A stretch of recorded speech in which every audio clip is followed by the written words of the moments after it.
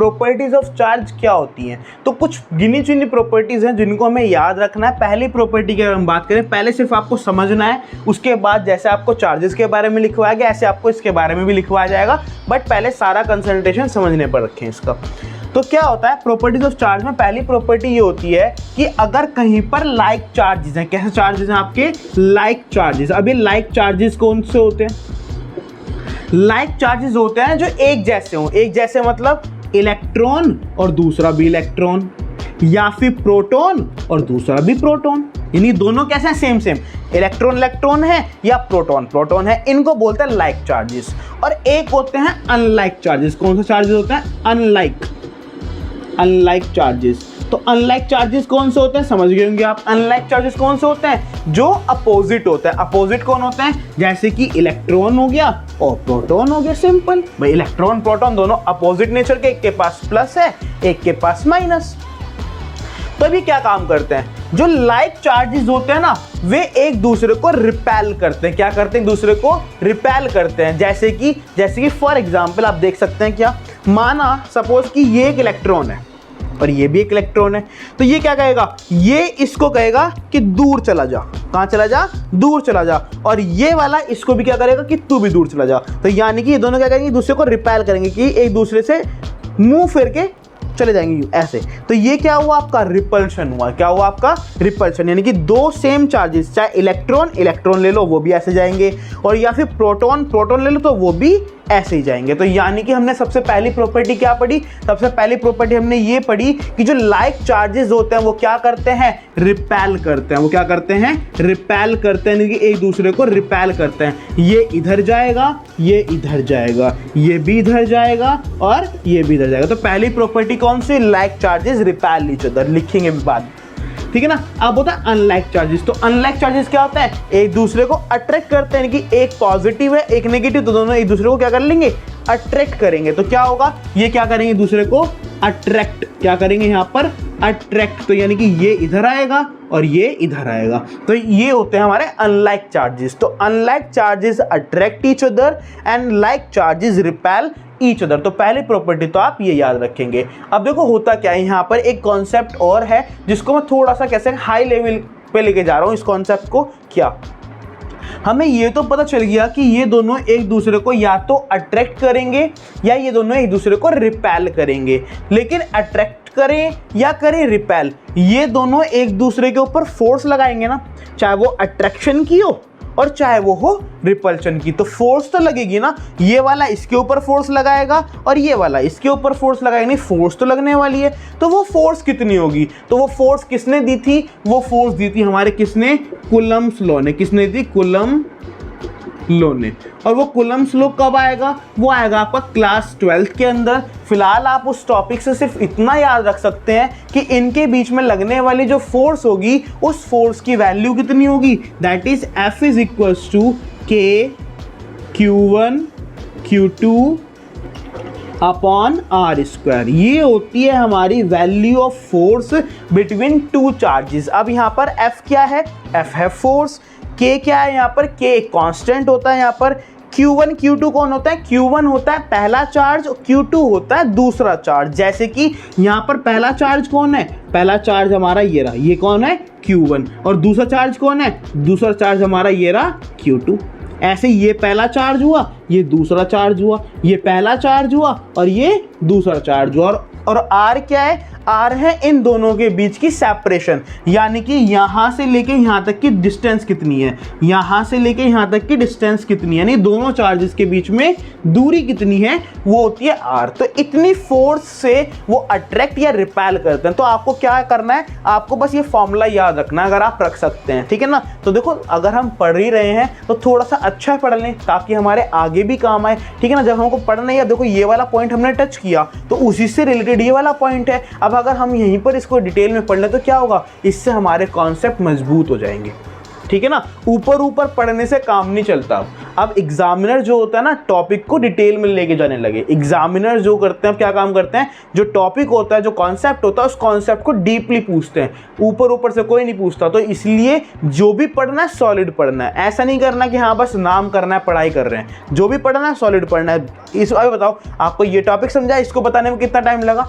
Hardly 30 seconds. और आपको याद रखने में कितना टाइम लगेगा? 30 सेकंड्स। तो क्या 30 सेकंड अगर हमने कोई कॉन्सेप्ट पढ़ा ही है तो क्या 30 सेकंड एक्स्ट्रा देकर हम कुछ अच्छा नहीं पढ़ सकते? तो दैट्स इट, हमने ही पढ़ लिया इसको, ठीक है ना। तो ये फोर्स होती है, जिस फोर्स से वो क्या करते हैं, एक दूसरे को अट्रैक्ट या फिर रिपेल करते हैं। तो पहली प्रॉपर्टी तो हम पढ़ चुके हैं, अभी लिखवाएंगे क्या करना है। दूसरी प्रॉपर्टी क्या होती है, आइए देखते हैं। तो जो दूसरी प्रॉपर्टी जो होती है वो होती है चार्ज की कंजर्वेशन, यानी कि चार्ज कैसा होता है, कंजर्व्ड। कैसा होता है, कंजर्व। अब ये कंजर्व्ड क्या होता है?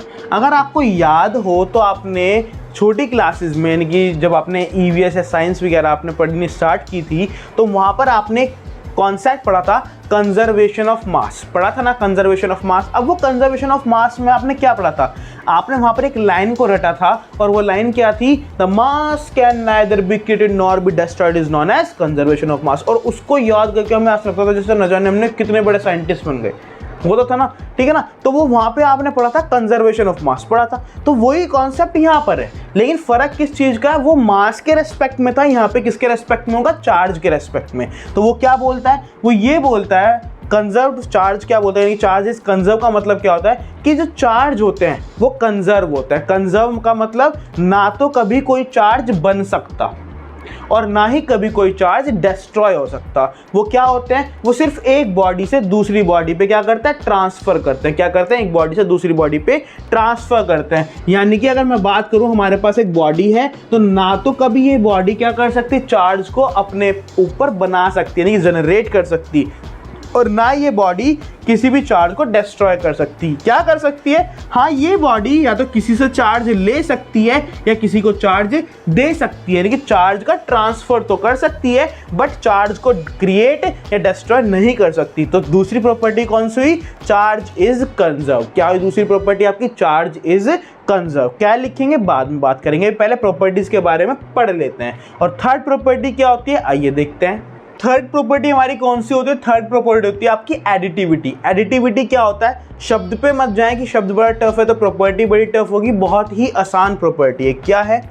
फॉर एग्जाम्पल से समझते हैं। हमारे पास एक बॉडी है, ये क्या हो सकता है? ये कुछ भी हो सकता है, स्फेयर हो सकता है, कुछ भी हो सकता है, हॉलो स्फेयर हो सकता है, सॉलिड स्फेयर हो सकता है, कुछ भी हो सकता है।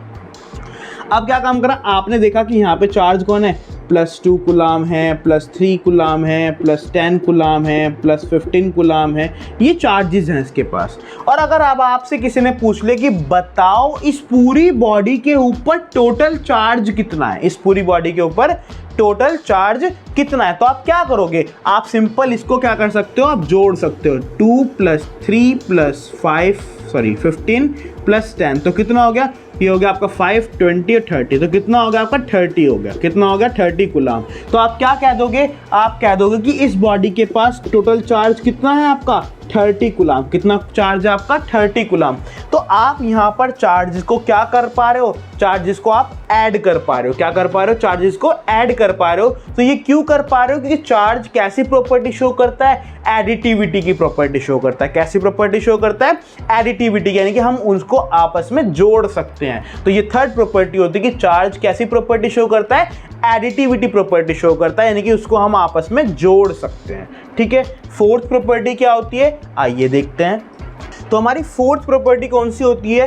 That is charge is quantize. Charge कैसे होता है? क्वांटाइज होता है। ये प्रॉपर्टी थोड़ी आपको याद रखने वाली है, क्योंकि इसके ऊपर एक न्यूमेरिकल एनसीईआरटी में बन जाता है, और वो है, उसको बताएंगे कैसे करना है। फिलहाल अब यहाँ पे देख लेते हैं चार्ज कैसा होता है? क्वांटाइज होता है। इसका मतलब क्या होता है? अब इसका मतलब समझने की कोशिश करते हैं। फॉर एग्जाम्पल, आपको कहा एक बॉडी है, ये इसके पास चार्ज हैं, बहुत सारे हैं। सपोज पहला चार्ज ये रहा, दूसरा चार्ज ये रहा, तीसरा चार्ज ये रहा, यानी कि सब के मतलब 3 इलेक्ट्रॉन मान लें हमने। और अब कहा है कि बताओ इसके पास टोटल चार्ज कितना है। तो क्या करोगे आप? हर एक को चार्ज को जोड़ दोगे आपस में। अभी बताया क्यों? क्योंकि उसके पास एक प्रॉपर्टी होती है, दैट इज एडिटिविटी। लेकिन अगर यहाँ पर मैं कहूँ कि ऐसे ऐसे कितने इलेक्ट्रॉन है? 1 लाख इलेक्ट्रॉन है, तो अब क्या करोगे? अब भी सबको जोड़ने बैठ जाओगे 1 + 1 + 1 + 1 + 1, बताओ जरा क्या कर पाओगे ऐसे? नहीं ना। तो फिर क्या करेंगे, यानी कि अगर हमारे को किसी बॉडी के ऊपर टोटल चार्ज निकालना है तो हम उसको ऐड कर सकते हैं, हमने भी पढ़ा एडिटिविटी प्रॉपर्टी होती है, लेकिन साथ ही में यहाँ पर एक कॉन्सेप्ट और लगा सकते हैं, that is quantization of charge. जैसे कि फॉर एग्जाम्पल मैं आपको यहाँ पे भी एक एग्जाम्पल देने की कोशिश करता हूँ। सपोज करो कि आप हैं, ये रे बाल बनाने, बाल थोड़े से बाल बनाते, ठीक है, ये आप हैं और आप जो है मार्केट जा रहे हैं बैग लेके, बैग लेके मार्केट जा रहे हैं, बड़ा अजीब सा है लेकिन मान लो कोई बात नहीं। कहाँ जा रहे हैं आप जा रहे हैं मार्केट, हम चले मार्केट जा रहे हैं। अब मार्केट गए और वहाँ पे जाके हम एक आलू वाले के पास गए और उससे बोला कि भाई ये बताओ आलू कितने रुपए किलो हैं।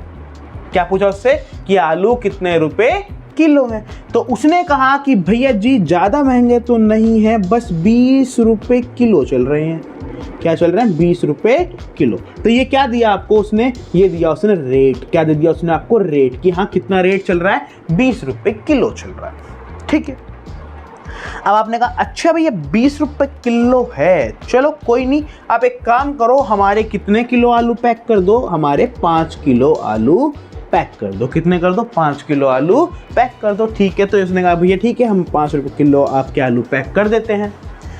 अब आपको पैसे देने हैं कि हाँ भाई कितने पैसे हुए। तो अब आप वहाँ पे मैथ्स लगा रहे हो, आप मैथ्स में कमज़ोर। आपने कहा कि यार 1 किलो आलू 20 रुपये का, 5 किलो आलू कितने के हुए? कह रहा भाई एक काम करते हैं, कॉपी निकाली, कह रहा 20 रुपये पहले किलो के आलू के पैसे, फिर दूसरे किलो आलू के पैसे, फिर तीसरे किलो आलू के पैसे, फिर चौथे किलो आलू के पैसे, और ये हो गए 5वें किलो आलू के पैसे। यानी 5 किलो के पैसे अलग अलग लिख लिए और इन सबको जोड़ा तो कितना आया? 100 रुपीज़। कितना आया? 100 रुपीज़। तो आपने 100 रुपये उसको निकाल के दे दिए। चलो ठीक है, गलत नहीं है, कोई बात नहीं, ठीक है। लेकिन अगर वहाँ पे हमें आलू लेने हो कितने किलो? 500 किलो। अब क्या करोगे? क्या करोगे? क्या 20 + 20 + 20 + 20 करते करते 500 बार लिख के जोड़ोगे उसको? बताओ। पता चला मम्मी चप्पल लेके आ जाएगी पीछे से कि आलू लेने गए थे, बनाने गए थे, नहीं मतलब उग के आ जाते। तो क्या करोगे इस केस में? इस केस में आप करोगे कि हमारा रेट कितना है? हमारा रेट है, यानी कि आलू का रेट है 20 रुपीज़ किलो, ठीक है जी। कितने लिए हमने लिए 500 किलो। कितने लिए? 500 किलो, यानी कि मल्टीप्लाई कर दिए तो कितने हो गए? ये हो गए भैया 5 दूनी 10 और 10, यानी कि 10,000 रुपये हो गए। कितने हो गए? 10,000 रुपये। आप निकाल के उसको तुरंत दे दोगे। तो यहाँ पे आपने क्या करा? आपने ये देखा कि उसके पास, कि हमने उससे आलू कितने लिए, हमने उससे आलू कितने लिए, यानी कि ये क्या लिया आपने? ये लिया आपने क्वांटिटी। कितने लिया आपने? क्वांटिटी। इसको क्या लिया आपने? क्वांटिटी। और ये क्या लिया? ये लिया हर 1 किलो आलू के कितने रुपए हैं, यानी कि ये क्या लिया आपने? ये लिया rupees of 1 kg। Rupees of 1 kg, ये क्वांटिटी ली और ये लिया आपने रुपीज ऑफ 1 kg। और ये 10,000 रुपये निकल के आए, ये क्या हुआ? ये निकल आया टोटल चार्ज, यानी टोटल अमाउंट कह लो यहाँ पे, टोटल अमाउंट, यानी कि टोटल पैसे उसके कितने हुए, ये निकला है टोटल अमाउंट। ऐसे तो करोगे। वही कॉन्सेप्ट हमने यहाँ लगाया। हमारे पास एक बॉडी है, उसके पास चार्ज है। अगर 2 या 3 चार्ज होंगे तो उनको सिंपली हम जोड़ देंगे। बट अगर चार्जेस की वैल्यू कितनी हो जाए, बहुत सारी, भाई एक बॉडी के पास चार्ज कितने होते हैं? लाखों अरबों खरबों होते हैं, तो क्या उनको सबको जोड़ना तो पॉसिबल नहीं है। तो वहाँ पे हम क्या लगाते हैं? वहाँ पर हम यही कॉन्सेप्ट लगाते हैं। हम ये देखते हैं कि उस बॉडी के पास, ये बताओ कितने इलेक्ट्रॉन्स हैं। कितने इलेक्ट्रॉन्स हैं, यानी कि हमने मान लिया कि सपोज उस बॉडी के पास कितने इलेक्ट्रॉन हैं? आपके n इलेक्ट्रॉन है। कितने इलेक्ट्रॉन है आपके? n electron. जैसे हमने यहाँ पर लिखा था ना कि हमने कितने किलो आलू लेने हैं, तो हमने मान लिया कि हमें 500 किलो आलू लेने हैं, तो हमने ये माना कि हमारे पास जो बॉडी है उसके पास कितने इलेक्ट्रॉन्स हैं, यानी कि ये जो बॉडी है उसके पास ऐसे ऐसे कितने इलेक्ट्रॉन है? n इलेक्ट्रॉन है। कितने हैं? n। अब n क्या हो सकता है? कुछ भी हो सकता है। लाख, 2 लाख, करोड़, 2 करोड़, 5 करोड़, कुछ भी हो सकता है। तो n इलेक्ट्रॉन्स हैं।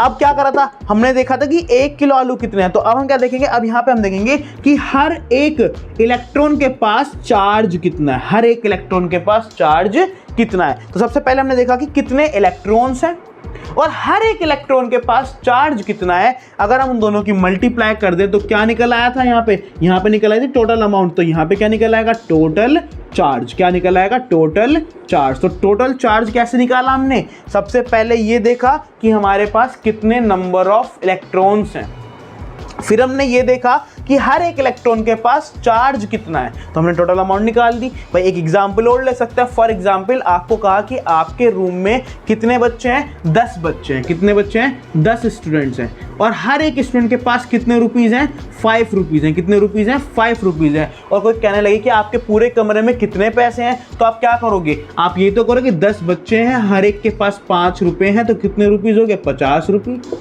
यही तो 50 रुपीज़। तो ऐसे ही यहाँ पे किया कि सबसे पहले देखा कि कितने इलेक्ट्रॉन्स हैं, और फिर ये देखा कि हर एक इलेक्ट्रॉन के पास चार्ज कितना है, और उन दोनों की मल्टीप्लाई करके क्या निकाल दिया, टोटल चार्ज। क्या निकाल दिया यहाँ पे, टोटल चार्ज। तो इसको बोलते हैं क्वांटाइजेशन ऑफ चार्ज। क्या बोलते हैं इसको, क्वांटाइजेशन ऑफ चार्ज। तो क्वांटाइजेशन ऑफ चार्ज क्या हुआ कि जब भी आपको किसी बॉडी के ऊपर क्या निकालना हो, टोटल चार्ज निकालना हो, तो आप क्या कर दो, आप ये देख लो कि उसके पास कितने नंबर ऑफ चार्ज पार्टिकल्स हैं और हर एक पार्टिकल के पास कितना चार्ज है। उन दोनों की जब मल्टीप्लाई करोगे तो आपको क्या मिल जाएगा, टोटल चार्ज मिल जाएगा। क्या मिल जाएगा आपको, टोटल चार्ज मिल जाएगा। This concept is known as quantization concept. क्या कहलाता है ये आपका, क्वांटाइजेशन कॉन्सेप्ट। तो ये 4 प्रॉपर्टी आपको चार्जेस के बारे में याद रखनी है। तो अगर हमें अपने नोट्स में लिखना हो इन प्रॉपर्टीज के बारे में तो हम क्या लिखेंगे, आइए देखते हैं। तो बच्चों अगर हमें इस प्रॉपर्टीज को लिखना हो तो क्या लिखेंगे, तो हेडिंग बनाएंगे कॉपी के अंदर, प्रॉपर्टीज ऑफ चार्ज। तो पहली प्रॉपर्टी कौन सी होगी, like charge repel and unlike charge attract each other. अभी बताया था कैसे होते हैं। सेकंड प्रॉपर्टी लिखेंगे, चार्ज इज कंजर्व। चार्ज कैसे होता है, कंजर्व होते हैं। Third property is total charge of an isolated system. Isolated system का मतलब क्या है, सिंपल एक सिस्टम है, यानी कि एक कोई भी बॉडी है, स्फेयर हो सकती है, क्यूब हो सकता है, कुछ भी हो सकता है, नहीं सिंपल एक बॉडी से संबंधित है यहाँ पर आइसोलेटेड सिस्टम। तो total charge of an isolated system is equal to the algebraic sum. Algebraic sum का मतलब सिंपल सम है, कोई कंफ्यूज मत होना यहाँ पर। एल्जेब्रिक सम का मतलब सिंपल जोड़ना, जो प्लस करता है that is algebraic sum of an individual charge, of an individual charge that is it obey. वो क्या ओबे करता है, एडिटिविटी ऑफ चार्ज। और बताया था भी एडिटिविटी ऑफ चार्ज क्या होती है, तो यानी कि याद रखेंगे यहाँ पर एडिटिविटी ऑफ चार्ज। ठीक है, तो नेक्स्ट प्रॉपर्टी हमारी क्या है, that is charge is quantize. Charge is quantize का मतलब क्या होता है कि चार्ज, जब भी आपको किसी बॉडी के ऊपर टोटल चार्ज निकालना तो आप क्या कर सकते हैं, एक फॉर्मूले का यूज कर सकते हैं, that is Q is equal to NE। इसको हम डिटेल में पढ़ चुके हैं, ठीक है ना। तो ये फॉर्मूला आपको याद रखना है, Q is equal to NE, जहाँ पे Q का मतलब क्या होता है, Q का मतलब होता है total charge of the body, N का मतलब होता है number of charge particles, and E का मतलब होता है 1.6 10⁻⁻19 कूलम। तो ये हमारा टॉपिक इस तरह से आपको पेपर में अगर पूछता है तो आपको लिख कर आना है, नहीं तो अपनी नोट्स में तो आपको इस तरह से प्रॉपर तरीके से लिखना है, ठीक है ना।